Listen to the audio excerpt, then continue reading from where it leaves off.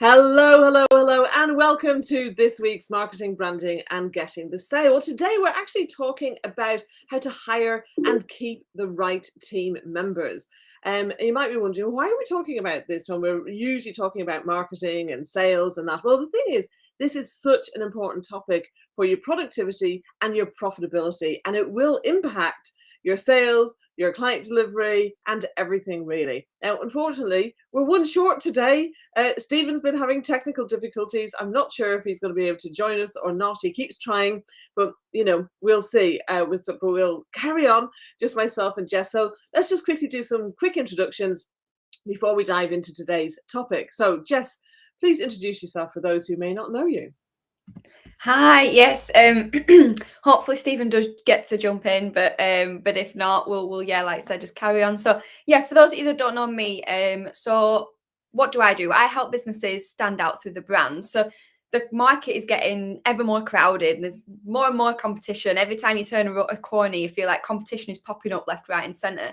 To prevent you from blending into the crowd and instead standing out and winning more sales, explore my 6-step loyalty process. That can help your brand stand out and not only attract any old customers, but loyal customers that keep coming back for more. Fantastic. And if you haven't met me yet, my name is Una Doyle. I'm a business strategist and coach, and my company is called Creative Flow. And I can help any established business owner to find an extra 50K or more, usually about 6 figures actually, in only 50 minutes. If you want to know how I can do that, excuse me, or have a chat to me about that, just send me a DM or comment 50K down below. And speaking of commenting below, do put a hashtag live if you're watching us live, or hashtag replay if you're watching the replay. And, please feel free to ask questions and make comments, even if you're watching on the replay, because we will come back and interact with you. We love to hear what people have to say and their questions. So yeah, looking forward to that. Okay, so let's dive into our topic today about how to hire and keep the right people. So Jess, what's your thoughts on, I said a little bit about why I felt this was important before we started. What's your thoughts on this? Have you kind of hired people, been working with other people? What's been your personal experience? Oh, you're muted. Yeah, I unmuted, then unmuted myself. So yeah, my personal experience, I outsource and collaborate a lot with other people. So I'm always looking for potential joint venture partners, people to collaborate with, and it is tricky to find people that really blend with what I'm about, what my clients really need, what my process includes. So that's my personal experience with it. But also I help my clients around this a little bit as well in building that culture, because you need to build that internal culture as well as externally. So a lot of your brand, a lot of your marketing, you might feel it's very external. We're getting people outside of your business coming in, but we also need to make sure that people within your business are engaged, motivated, that they fit the pack, if you will, kind of fit the team. So building a culture around that really helps. So that's something that I help my businesses set up. And prevent any siloing, prevent any disconnection, and even when people are a one-man band or working by themselves, prevent that putting one hat on for one thing, taking that hat off, putting another one on. So if you're doing your sales, you get your sales hat on, you're thinking, right, okay, I'm doing these calls, I'm talking this is my script. Oh, I need to do some marketing. I'll take that hat off, put my marketing hat on. What can I say on Facebook now? Okay, I'll think of this post. And you're siloing yourself, you're distancing yourself from your message and your whole culture. So my kind of take on it is bringing it all together and having that internal culture as well as externally. Absolutely. Well, as they say, culture eats strategy for breakfast. Very true. Stephen has joined us. Stephen, can we hear you? I'm so sorry. It's connection issues. I don't know what's going on. It's the browser. It's the browser. It's all right. We can see you. We can hear you. It's all good. Good. Would you like to quickly introduce yourself for anyone who may not have met you yet? Yes. Good morning, everybody. Apologies for being late. My name's Stephen Lerman from Chameleon BDS, Outsourced Business Development. So if you're looking to get in front of new companies, but you don't have the resource or don't like to or don't want to pick up the phone, you can please give me a call. We can have a chat and I can see what I can do to help you get in front of the businesses you want to. Wonderful. Thank you, Stephen. We've just been talking about why it's so important to hire and keep the right people. And Jess was just talking about culture. Like even when you're a solopreneur, you can still create a culture with the freelancers and subcontractors that you're hiring. You know, and of course, like with actual employed teams, then that's even more important. And I think, you know, the founder or founders of a business, they set that culture. It's so important. Well, one of the things I think for me is really, really important is that I can't talk about team stuff without bringing flow, the concept of flow into this story. So what I'd like to do, let's hope this works. I'm going to see if I can share my screen. Yay, let's see. Woohoo, there we go. So we can see this. So this is one of the things that is really, really important, because flow, for a start, it massively decreases your costs because it's upping your productivity. So flow is this wonderful sweet spot between boredom and stress. And that's actually really, really important, because when you're in that flow state, that flow zone, you cannot be stressed in the same moment. And this is really, really important for, you know, for business owners and team members' well-being, as well as the kind of productivity and profitability of the business. So what do I mean by flow? Well, think about the last time that you just felt absolutely, you're on it, you're engrossed, you lose all track of time, you're probably enjoying what you're doing, having more fun, but at the very least, not hating it. And typically, you know, what has you in flow is actually you know, within your areas of natural strength and personality. It comes easy to you. Think about flow. Does flow and something feeling hard gel? No, it doesn't. Does it? Flow, if you think of a river flowing down the mountain, it always finds the easiest path. It's the path of least resistance.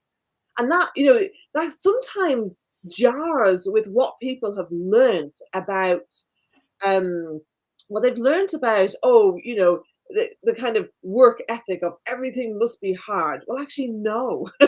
You can achieve so much more by focusing on the things that actually have you in flow.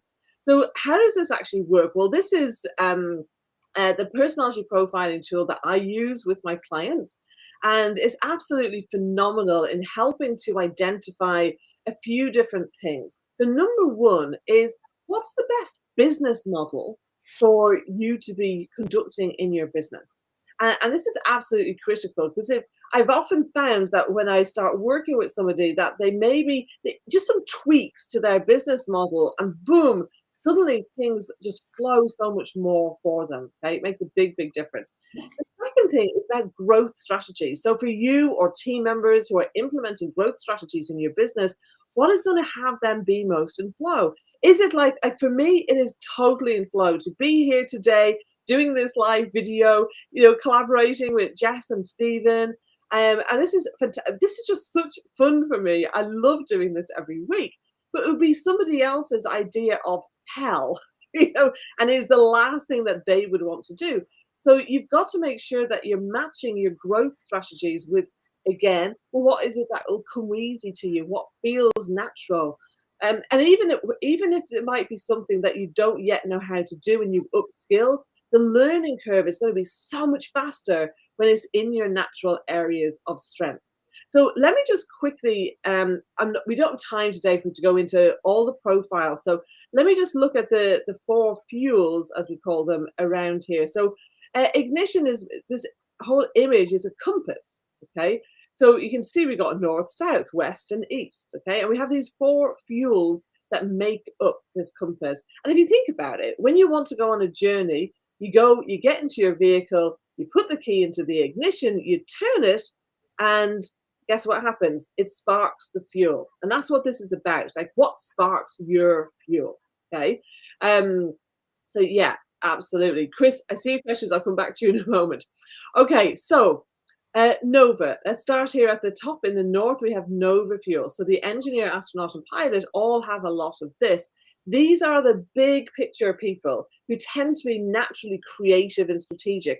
Not always artistic. They could be. So you've got somebody like Jess, who, is great at design, but also strategy. So Jess is an astronaut. Okay, so she's smack bang in the middle there with tons of Nova fuel. So what's really great about these people is that they're fantastic at innovating, and that's the real value that they bring. Now, in contrast to that, we have the people down in the south who have sensational fuel: the navigator, the expedition leader, the ambassador. And so what's really key for these people is that they're very grounded. They have their ear to the ground. They know what's going on in the marketplace. They're fantastic at building relationships with, existing clients, customer service. You often see these in hospitality and in the medical professions. Sensational people are brilliant at doing the detail. They love nothing more than having a plan to implement. They're fantastic at timing. And in fact, that's their real value. Whereas for Nova, it's all about innovation. For Sensation, it's all about the when, and sometimes the where and the when. And you often get these people also in retail, e-commerce, wholesaling. Okay? Because if you think about it, like a lot of it is about when to buy, when to sell. And that timing is really critical. When do you do different tasks in a plan? So they're just really good at doing that detail. But one of the challenges that they have is sometimes they get bogged down in the detail and they can't see the wood for the trees. Now, that's in direct contrast to the Nova fuel people, who often just don't see the detail. It's not that they don't care about it, but think about it. You've got an astronaut, you've got a pilot. These are, they're far up in the sky or even in outer space. When they look down at the planet, how much detail do they see? Not a lot. Whereas a sensational person is on the ground, looking people in the eye, seeing that detail. So let's look at the fuel, the Ys in the West. Okay, so the air traffic controller, the engineer and navigator all have Ys fuel. And these are the people who are more naturally introverted. Now, just to clarify, introverted is not the same thing as shy. Any profile can be shy. That's much more to do with mindset. But introverted people, there's two key things. One, they think and process information internally. So they're not going to speak until they're clear on what it is that they think. That's why they often want time to reflect on things, okay, and before giving you an answer. My husband is an air traffic controller. If I want to talk to him about something, I usually give him 3 days notice, if it's a big important thing. So make sure you're doing the same. Don't put people on the spot when they have a lot of Ys fuel. The other thing about introverts is that they tend to recharge on their own. Now, for me, if I want to recharge, I'm quite likely to pick up the phone, go somewhere, meet people, just go and be amongst people even. And that will help me to recharge. And not always. I still need some time on my own as well. I don't want it to be like an all-you-can-eat buffet and all you do is eat and eat and eat and eat. We all have to digest. Just like introverts do need some time around people as well. It's not about them being 100% hermits. So the Ys fuel people, they're the ones who are very analytical. And it's that analysis which is really their superpower. And because they're able to look at data and whether that data is number, words, images, and they're able to analyze, they're able to edit, cut away what ought not be there, and get great insights about what to do with your business. In contrast, then, the exuberant people, these are extroverted people. They're the people, and their value is all about conversations. So whether those conversations are, a manager, interacting with their team, whether they're in sales, whether they're marketing, it's all about people, okay? Now, extroverted people tend to think out loud, right? Not like the introverts who don't speak until they know what they think. I'm an extrovert. I'm a pilot profile. I sometimes don't know what I think until I've said it, okay? So if you've ever had that kind of experience, perhaps you have more of this exuberant fuel and you think aloud. So just be careful if you sometimes think, oh my God, this person is rambling on. They're perhaps just thinking aloud and they haven't quite got to the clarity yet. So just go, okay, and that will help them along nicely. So the other thing about the exuberant fuel people is that the challenge that they often have is that they really need structure. And if they don't have structure within their role, within their business, it's really easy for them to fritter away all that energy. Think about some people you might have met networking, for instance. You get a lot of people with exuberant fuel networking, and they quite often hop from one group to another to another. But would you give them business? Not always. You might really like them, but for some reason, you just wouldn't give them business. Why? Maybe they're lacking structure, and somehow you kind of feel, oh, I don't know, they just seem a bit too kind of here, there, and everywhere. Whereas with the right structure, not only can they build amazing relationships and really enroll people into ideas and concepts, but you actually would have that trust there. Now, in contrast to that, for the wise field people, what they're often challenged with is change. They're often slow to change and very risk averse. And that's brilliant when you harness it in the right way in your business. But sometimes when overdone, that can cause wise field people to miss out on opportunities.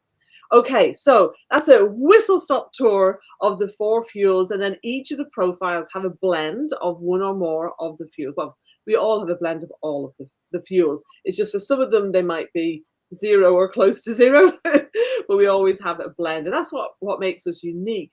But what's brilliant about this is that contrary to what some people might think about a personality profile, putting people into a box, that's not what this is about. This is about freeing you to be your true self. Okay, I'm just going to pause the screen share there and just come back. So both Jess and Stephen have done their profiles. So I'm just curious, like, what difference has that made to you in your business in knowing what to do?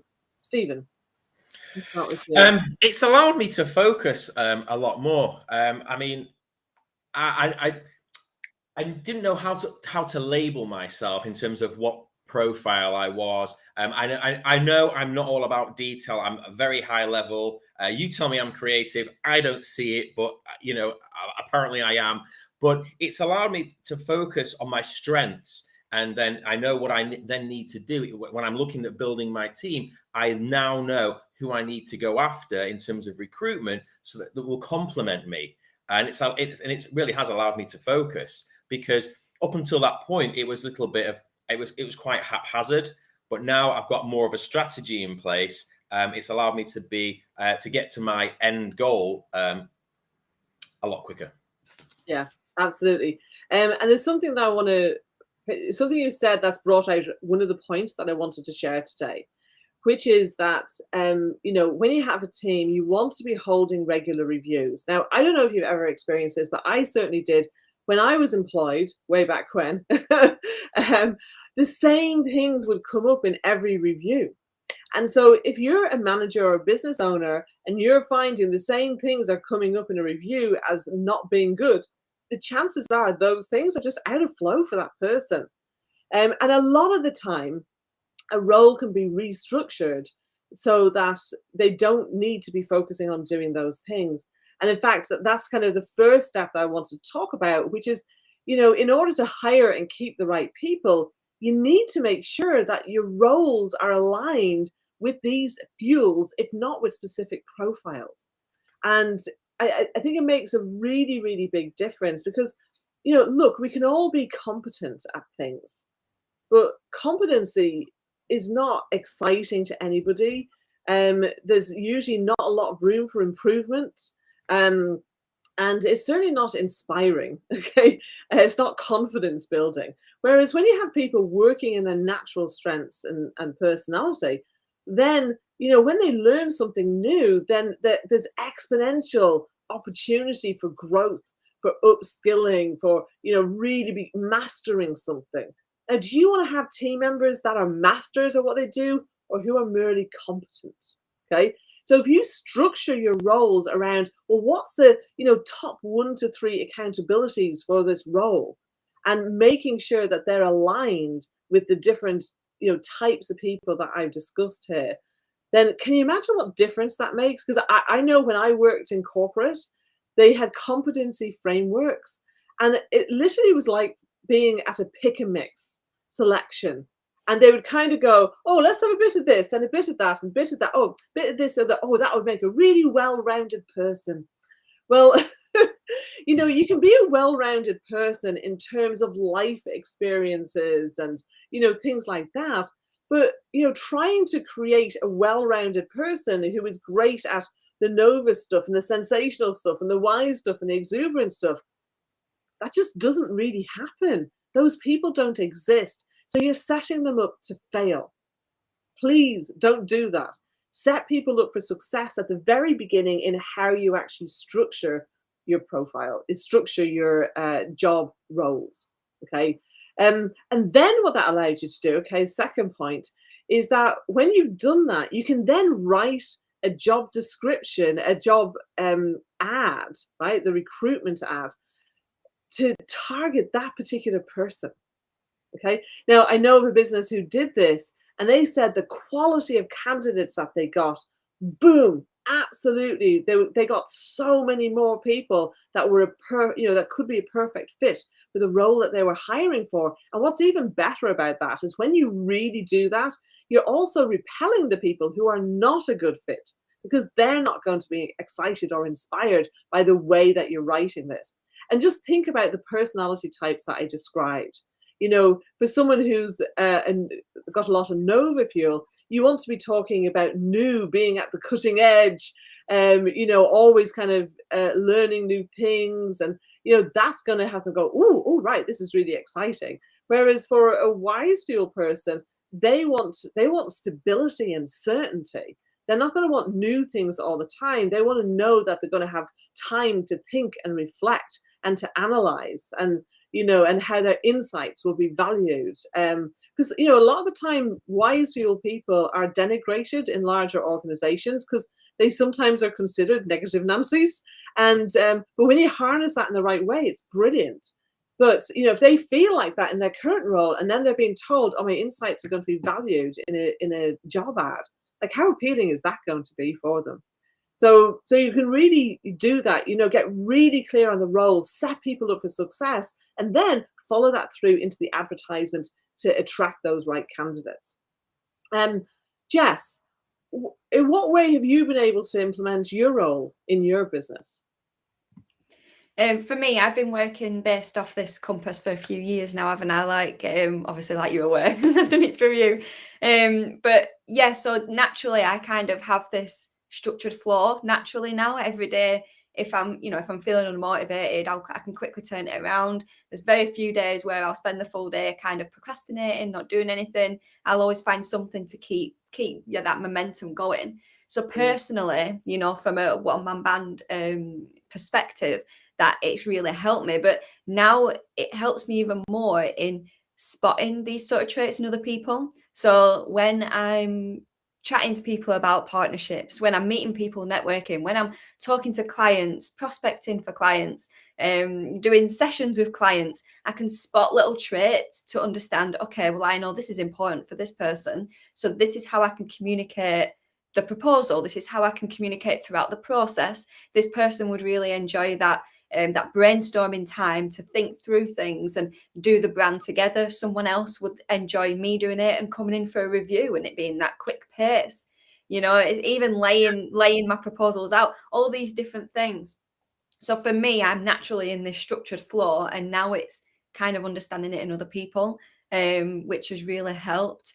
So yeah, and it does make a massive difference when you understand this much about your people. Like you've got two extremes. Brewdog was a brand that recently, over the past couple of years, got a bad reputation for not looking after their people. And how much did that damage the brand? And they had to, fix that reputation, fix that impression people had on the brand, and all the money that they'd spent on advertising, marketing, design, all that sort of stuff, that outward stuff, and they'd not concentrated internally. But then, flip side of the coin, you've got a brand like Netflix, who, really can take care of their customers, but also really take care of their people. There's a book that I'm listening to at the minute called Powerful, and it's about how the guys at Netflix created the culture that they created and how they kept people motivated, engaged. So it's truly important, and it can shoot your business sky high and your reputation sky high, and it can damage it no matter what else you've spent money on, no matter what else you've said. So yeah, hugely important. Absolutely. And Chris earlier had put a comment which is actually very relevant to this. So I'm saying, I guess, outsource services and clients are part of your teams too. Yep, absolutely. An employer brand is important to outwardly promoting culture. And here's one of the things is that there's no good kind of a business creating an employer brand and then advertising it if it's not real. And actually I've had an amazing example of this just in the last few weeks. So one of my team members, they're a subcontractor that helps me with content and my podcast editing. They're leaving. They've got a brilliant job. I'm so happy for them and really proud of them. It's actually a bit emotional, them going. But when they told me, when they handed in their notice and they told me, they said, I said, oh, right, okay. So I said, okay, I'll have to think about what I do going forward. I was like, well, do I hire another subcontractor? Do I go to a business instead? So I was kind of, maybe even two separate businesses, one for the podcast stuff, one for content. And as I said that, she said, well, actually, she said, I have somebody in mind, a friend of mine, who I think would be a really good fit for the company. And so I was like, oh, great. Yeah. Introduce them to me. And they had, here's what's important, right? Like, it is important that you have people in flow, and it is important that, people have the right attitude. And quite often people will say, well, you get hire for attitude because you can train skill. You can. And in a bigger company, that's okay. But in a smaller company, you typically need people to be able to hit the ground running. So the great thing is that this person has got editing experience, and they started yesterday. And so my current team member is training them before they leave. And I'm just like, oh my God, what a smooth transition, what a smooth recruitment process. Because even though my employer brand is not something that I have publicized, it's just me and a very small team. But my team member had done that, and that was so powerful. That saved me a lot of time, and assuming they work out, I think they will, a lot of money as well, in trying to get to the right person, potentially making mistakes, all of that, because my current team member knew this person, this guy, he'd be a really good fit, personality wise. So it's really interesting how you can do that. Okay, so let's you've just been talking about Netflix and how they keep people. So we've talked about how to hire the right people. There's one other thing actually I just want to throw in here in terms of the hiring is please do test people in your interviews. Okay, so have some kind of exercise for them to do. Whether it's to present on something, whether it's, like what I've had people do is I literally have them go, I want you to watch this video, pull out some points. How would you write, what caption would you write, for one of those points from that video? Because kind of like, can they do what I'm asking them to do? And I did that with my new hire, and and if they totally messed it up, I might not have hired them. But they did a pretty good job. It's a few tweaks. I don't expect it to be perfect, but you've got to look at, is that ability there, to be able to do what's needed. So do make sure that you build that into your interviewing, and also you want to be asking behavioral questions. And what I mean by that is you want to be asking for, tell me about a time when you worked in a team and somebody wasn't pulling their weight. Tell me about a time when you disagreed with your boss, and what did you do? Tell me about a time when you did, kind of task one in your current role, and how does that go? How do you approach it? So that behavioral type questioning is also really important, because I think it's a lot of interviews. A lot of people don't know how to conduct interviews, and they end up just talking about the business and themselves and not really asking any questions, or they ask questions that it's really easy for somebody to perform very well in the interview and then not perform when they get in the job. You don't want that happening either. Okay, so in terms of keeping the right people then, This is all about, for me, this is all about creating a culture of ownership. So if you've hired the right people, they want to perform. They are excited about doing this role. Yesterday in our team meeting, I outlined a kind of very specifically, like, okay, as part of it, here's the plan, here's our 90-day plan, where we've got to in it, new team member, these are the tasks that you'll be doing to help us achieve the plan. Any questions? Obviously we getting trained. I'll be doing some of it. The current team member will be doing some of it. Any questions, any thoughts? And and he just said, "Oh, I'm really excited to get stuck in. This all looks brilliant." And that's the kind of response you want. You want people who are prepared to take ownership, who are willing to take ownership. But sometimes people can be willing to take ownership, but they don't get to. Why? Well, because there's a lack of clarity of vision in the business, right? If they can't make a connection between their role and where the business is going and what they're looking to achieve, then they're kind of just going to feel like a cog in a wheel, but they've no part of a machine, but they don't really understand what contribution are they making. And I'm telling you, particularly when you are employing people who are in their 20s and 30s, they want to feel a connection. They want some meaning in their role. One of the things that I do, in every team meeting is we actually reflect on, the purpose of Creative Flow. Why does it exist?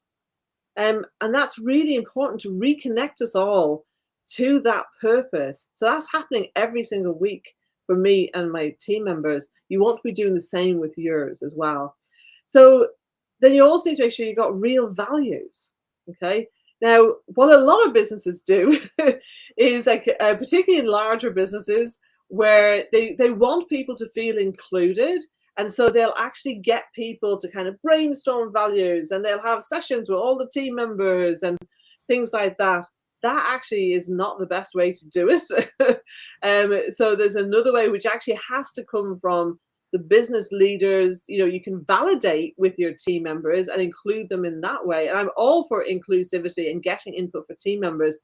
But the trouble is, the way most people do this is you end up with something that's really watered down to the lowest common denominator, instead of looking at, well, actually, who are our best performers and what do they all have in common? What's the real values of what makes this company work? Okay. So that's really important as well. And then the final thing is about what I just mentioned in my team meeting is your plans. Okay. Plans where each person in the team has got specific accountabilities. And then meetings, kind of team meetings and one-to-ones, where you are holding each of these team members and they're holding each other accountable. Okay. So you're holding them accountable for achieving those tasks and responsibilities. I know I've just kind of gone with this. This is something I'm really passionate about, actually. I love helping business owners around this stuff because it just has such a critical impact on their business. And I remember one client I worked with, and when we started, in fact, I think before they even hired me, they said, I feel like I'm working for my team instead of my team working for me. And they were missing this kind of stuff. And they also hadn't hired the right people. So, and now they have a team that works for them. There has been some change in personnel, but it's all happened very naturally, and it just has worked. Because the great thing is that when you create that culture of ownership, poor performers do not like it and they leave. So if you're worried about kind of, oh God, I'm going to have to performance manage this person out of the organization, if they're an actual employee versus a subcontractor, then typically you put this stuff in place and they'll go. I remember doing this with, did some team workshops with a business, and they had two people who were like emotional terrorists with the chaos that they got. Seriously, one would constantly burst into tears, and the other one was doing a lot of kind of manipulation, trying to get what they wanted, to not do the work that they were hired to do and to do other work that they actually weren't well equipped for. And actually, as it turned out, were out of flow for. And they both left. So, the company didn't need to go through a painful and sometimes at least time-consuming, if not expensive, process of getting somebody out of the business that isn't a good fit. they were able to just put some of this stuff in place, and boom, bye. So yeah, Stephen, you look like you're about to say something there. Yeah, I mean, you've touched on so many interesting points. Accountability is huge. For one, I really do believe in accountability. You touched about the role itself, and if the role's going to change over a period of time, because you want people, great team members will grow with the business, and the role might change, the role might adapt. They can get a lot more involved. The team meetings that you constantly have encompasses everything, because if you leave somebody to their own devices, the chances are A, they're not going to do very much. B, what you think's happening is not actually happening, and you end up taking a backward step. So if you're hiring, you ask these questions at the very beginning, and like what you said about asking them to do something, how they would what you said, there's a situation, how do you deal with it, how would you cope with it, how would you fix it? All these things are, for a solopreneur, an entrepreneur, that they've never come across before. It actually can be quite daunting, to get all these things in place. I mean, I've made some bad hires, because I didn't do the fundamental thing.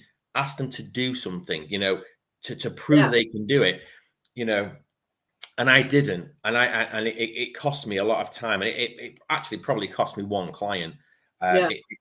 So yeah, everything you said is so valid. It honestly, and you just need to, if you're going to do it right, you got to do it properly. Probably do it right, and just take your time and make sure that you are thorough in the process of getting that right person. And if they do happen to leave, and because they know what's expected of them, they may be able to recommend somebody like this person is recommended for you, because they know exactly what's expected of them, and it saves you a massive job, because you're so busy. It saved you a massive job. Totally. I was so delighted. And That's also, amazing. I did also feel kind of quite warm and fuzzy, because I was like, oh, wow, they want to recommend a friend, that they've enjoyed, working for me. And because they've got you. They've understood it. They were in flow. Yes. Totally.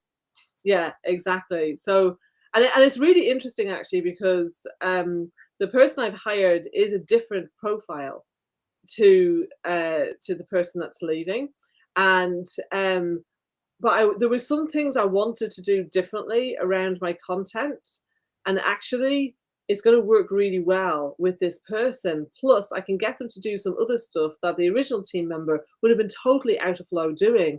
So because I'm a small business, I have actually changed the role slightly, but I want people to be really careful here. What you should not ever do is change a role to suit the person when it's not in the best interests of your business. Now, I did do this, but it is totally in the best interests of my business. And I'm actually excited about how this is going to help me to achieve some more things. And this person will be very in flow doing those things. And so the person who's leaving is an astronaut profile. The person I'm taking on is, I'll just bring the thing back up. The person I'm taking on is an ambassador. And so we've got someone who is very creative, lots of ideas, really good at kind of coming up with all that content, text and stuff. Now I work with them, like all the posts that go out, they're all my thoughts, right? But I get them to help me because I'm too busy to do it all. But this person, we're going to change things. So I'm going to be doing a YouTube first strategy. And so I'll create the YouTube video, and then what they're going to be doing is actually editing, snipping, kind of taking what I've already created and just rewriting it. So they don't have to be as creative as the other way that we were doing content.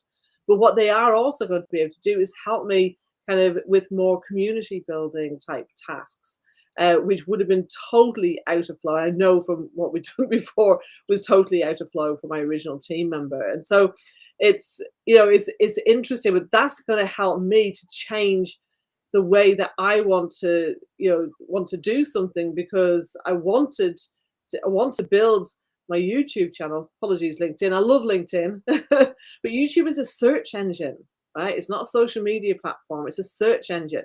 and the content that you create there stays there. And if you've got good content and it gets viewers, it can work for you for years and years and years. It doesn't quite work the same way here. You know, the lifespan of content that we create on social media is not very long. You know, it can be a matter of hours for some platforms. LinkedIn's a bit longer, thankfully. You usually get at least a week or two. So yeah, so it's interesting how you can, you know, flex things to suit your business. So Jess, any final thoughts or questions from you?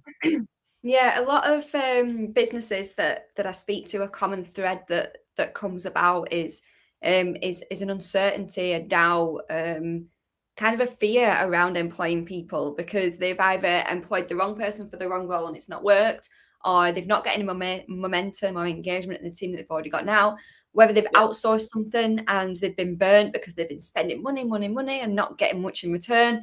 So a lot of business owners and business leaders are in this position where they're like, I've been there before, I've employed for this and it's not worked, I've outsourced for this and it's not worked.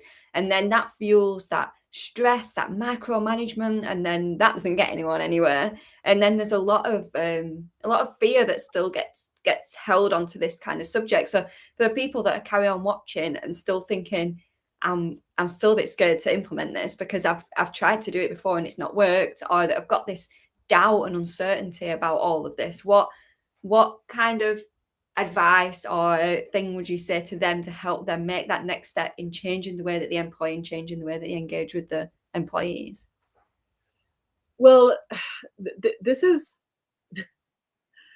there's a lot of different factors that go into, like I've touched on kind of some of the major factors of how to hire and keep the right people. There's a lot more to it as well. Like I've talked about clarity of vision and real values and having plans. Like I said that in one sentence, but that requires quite a bit of work. So I think one of the key things I would say is please build these foundational things into your business. That's number one. Number two is that there are times if you do not believe in yourself and in your business enough to sometimes take an educated risk and invest in yourself, invest in team members, invest in the growth of your business, then things are never going to change. And I understand if you've been burnt before, it can be hard to do that. But I'm just thinking of one client in particular who they'd hired a team member, a family member as a team member, and it did not work out. Not because they didn't get on, though dysfunctional teams is a whole other topic. So it wasn't that they didn't get on, is that they didn't have the foundations in their business. They had no clarity. They just knew, I want help. Oh, my sister's going to help me out. Great. And so they hired them for X many hours a week, but they didn't know what they were going to do. They had no idea. They just knew, oh, help with this, help with that. And so that lack of clarity on the role, and also not having the foundations that they were actually still having they were still going through this feast and famine roller coaster. So now that didn't work out, and they were so scared to hire people. Oh my goodness. Like, you know, and so they did it. I got them to do a Kickstarter first last year when that scheme was on. It didn't quite work out, but they could see why it didn't work out. And then they hired somebody else to do the same role instead. And now they've hired other people to help. It's an e-commerce business. They make their own products. They've now helped people to help produce the products. And I helped them to put in place the right kind of elements so that they were able to hold people accountable. So people had real clarity on what they needed to do to be successful. And, you know, and it was such a different experience for them. They still had to take that leap though. So even with that help and support, I couldn't do it for them. And they actually took several months to do it. And they lost out on the extra time that they would have freed up for themselves, and, you know, the extra profits that they're able to make, because then they're able to focus on, you know, income generating activities for the business instead of getting bogged down in the details that can be easily done by somebody else, as long as you got the right person in the role. So yeah, there are, when it comes down to it, you need to take the leap of faith, but make it an educated and supported leap of faith by having the foundations in place and clarity on all these elements. And I'm happy to talk to anyone who's feeling like that, because it's when I see businesses that are stuck, that have been the same place for year after year after year, it's often because they've held back from making these investments, whether it's a team member or maybe investing in a company like Stevens, to kind of do the lead generation for them or whatever it might be. It's quite often what's going on here that's causing the problem. Has that answered your question, Jess?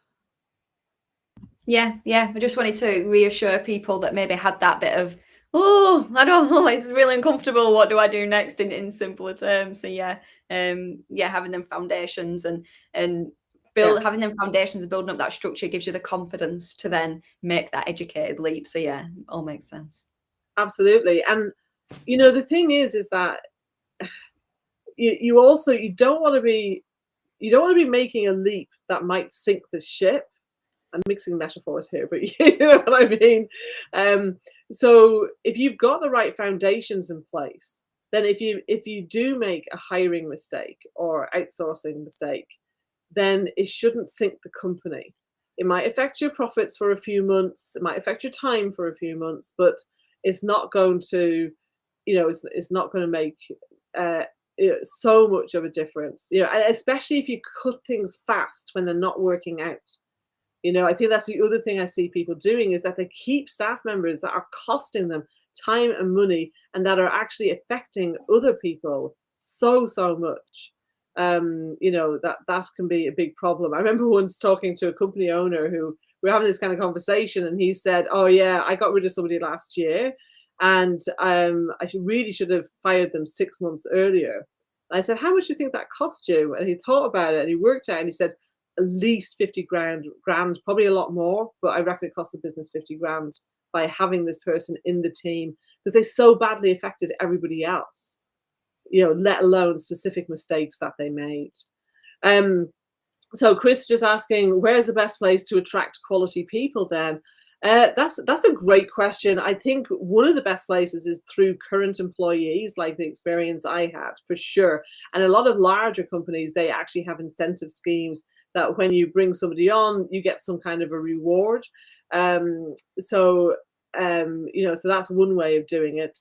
I think the other thing is depending on like the size of business that you have, if you can afford it, use a recruiter. They have a pool of candidates. And if you've got the right kind of role and you're using the right kind of language and how they're advertising that role, that can be great. There's all the online platforms, Indeed and is it Monster Jobs and things like that. Jobs, Monster Jobs. Yeah. So there's those kinds of places as well for for hiring actual employees.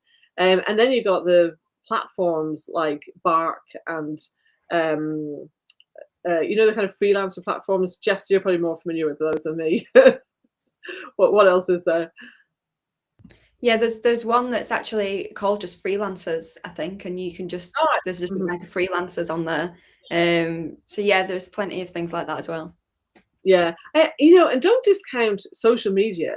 If you've got a reasonable size following, or you tag a few people who do in the comments, if you've got an exciting to the person, it doesn't have to be exciting to you, but exciting to your prospective employee or contractor.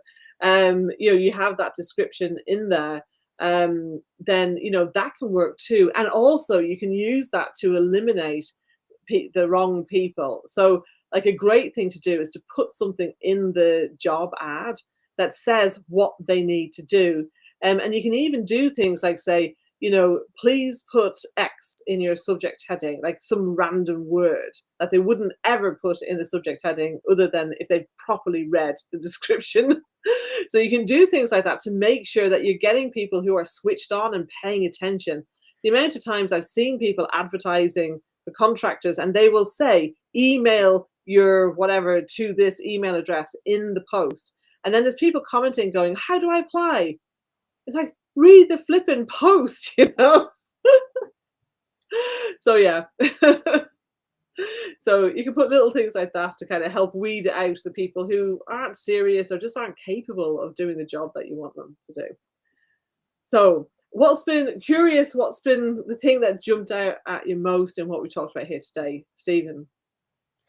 I think one of the things was the accountability, and having the regular team meetings, because that way you're always going to keep your finger on the pulse and make sure that your people are happy, know what they're supposed to do, and that they're in flow with you and the business. Because otherwise, if you just, ignorance isn't always bliss. No.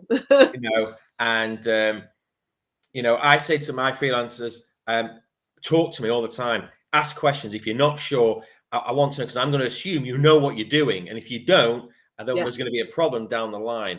So, I've just started to implement this regular team meetings that you've talked about, so we're all on the same page and we know what we're all doing, which I think is just so important. Brilliant. So, thanks for that. Oh, you're welcome. Jess? Understanding people and their profiles, I'd say is a huge point, because there's a lot of businesses that fall into the trap of overloading people with different kinds of jobs, finding people that are just like themselves, all this sort of like mindset. So understanding people and communicating off the back of what Stephen says, keeping that line of communication open, because that's such a crucial thing. When that's not there, people feel isolated, distant, and they start looking somewhere else. So understanding people so you can keep that line of communication open. Absolutely. And there's some brilliant technology now as well that can help you to do all this stuff. So have a task management system. If the task management system doesn't have like a chat facility, then you can use things like Slack for that.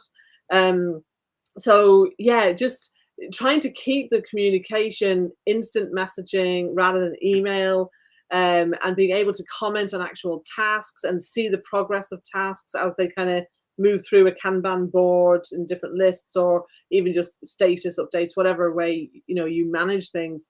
I think the visibility is really important. And so for me, I think one of the key things is about creating that culture of ownership and accountability. And one thing I didn't mention actually is, I've worked on major change programs for large organizations, like we're talking 14,000 staff, where I've been communicating and help managing change.